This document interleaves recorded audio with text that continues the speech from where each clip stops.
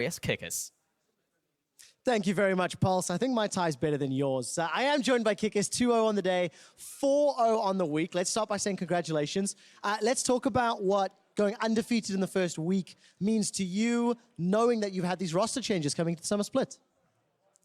I think that everyone that had doubts about our team and everyone thinking that we cannot do it was pretty wrong, and we showed that because even us, like, we weren't sure if we're gonna make it that strong coming into the first week because, of course, we will have roster changes and it doesn't always work at the start. And even if we didn't do as well as we did right now, then I'm sure like everyone would be really motivated to evolve throughout the split. But having such a strong start just means that we're already at that point and we're gonna be really strong in this season. I really like to hear that, and I think it sounds good as well. I want to talk a little bit about your own performances. Yesterday, of course, playing those tonks that you're very well known for, but today pulling out the fizz. Impressing me, I was quite surprised. What's your opinion on the top lane meta and then your own champion pool and how you're making it work? The top lane meta is kind of the same since long time, just few picks changing. Now with Fizz coming in, he's a big threat because he can go onto the side lane and 1v1 and 1 when he's ahead or even. And in situations where AD carry is left on the side lane, like he cannot do anything, Fizz will just jump on him, and overall he has good matchups and he can solo kill people like I did. And he has a lot of damage, so he's always a threat, even though building full tank. So it's great to see, and it's great to see you, expanding that champion pool with the team in summer. Let's talk about some of the other changes in 6.10. The dragon in particular. We were talking earlier today about how all these elemental dragons are forcing teams to play around them. Is this something that you as a team and G2 have discussed and planned strategies around? It's hard to plan strategies about something that is RNG because we don't know what drakes we're gonna get. Like first game yesterday, we had 3 movement speed drakes, and then the other game we had 3 drakes that give us damage versus monsters and turrets. So it's pretty hard to predict strategies around this, but we always look what drake is gonna be next. Instantly when it spawns, so we have 6 minutes to prepare exactly what we're gonna do about it. And sometimes if it's like movement speed drake that is kind of worse than the others, then maybe if we take that turret for it, that's pretty good trade. But if it's a stronger drake, we will reconsider if it's worth fighting for it or not. Let's follow this up with a question about the Rift Herald, something that's a little bit closer to your own lane. We've not seen many teams this weekend, or this week rather, playing around the Rift Herald, but in Challenger, we saw a lot of teams playing with it.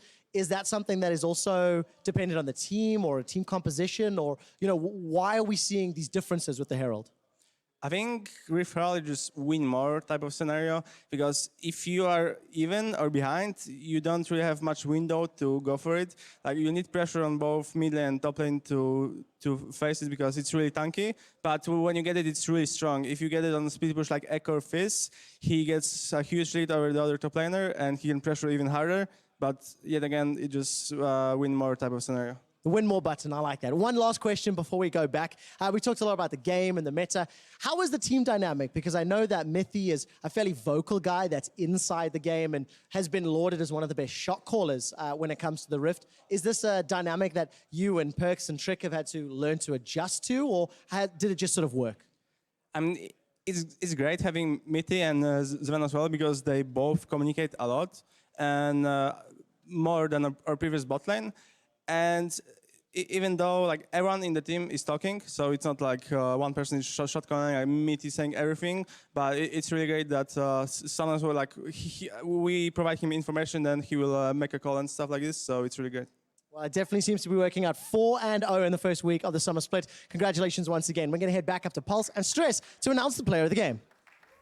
Thank you, QuickShot. A lot of interesting answers there from Kickers. Want to discuss those at length later. But it is time to announce our player of the game. And who do you think it's going to be, Strats? Who do I think it's going to be?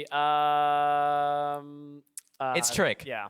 5-0-17 in 2 wins, 22 KDA, and just had another fantastic game, honestly. And yeah, just really set up his team for success there. Yeah, really solid performances from Trick. I mean, it's one of those things that you can look at the game and you're like, oh, well, he's not killing a lot of people, but the 17 assists, setting up the fights, not dying, goes a long way for kind of setting up G2 for how they can come back into it. A lot of picks he was involved in that game that kind of set the rails, or set the train back on the rails for G2 at least. Yeah, it was also the early game up against Maxwell when he made that play bot lane. He was just like immediately just went into his jungle and started taking away everything it owned with the tag team with Miffy. So yeah, just really impressive from Trick in that series. And yeah, 2 in a row, and he was also our MVP last split. So already on a good track to getting it again. I mean, what have you got to do? You got MVP, you got now player of the game, multiple games in a row. So maybe this will ignite a spark in G2. The rest of the players will be like, we've got to get the player of the game. I need those extra points to maybe that's what Poke was trying to do, go into the enemy jungle and it's just like catch someone and go 1v5 and it's just like, I've nailed the player of the game. I've got it, guys. I have this on lockdown. Anyway,